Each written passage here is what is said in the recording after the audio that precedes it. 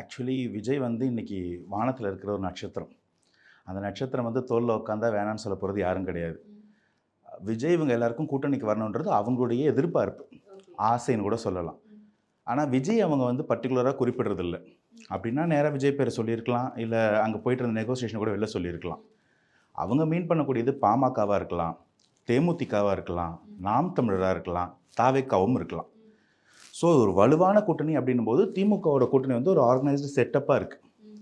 தமிழகத்துக்கு திமுக, இந்திய லெவலில் Congress, northern belt and Dalit ஓட்ஸ்க்கு விசிகா, கம்யூனிஸ்ட் இண்டஸ்ட்ரியல் பெல்ட்ஸ்க்கு, இந்த மாதிரி ஒரு ஹோலிஸ்டிக்கான ஒரு செட்டப்பாக இருக்குது.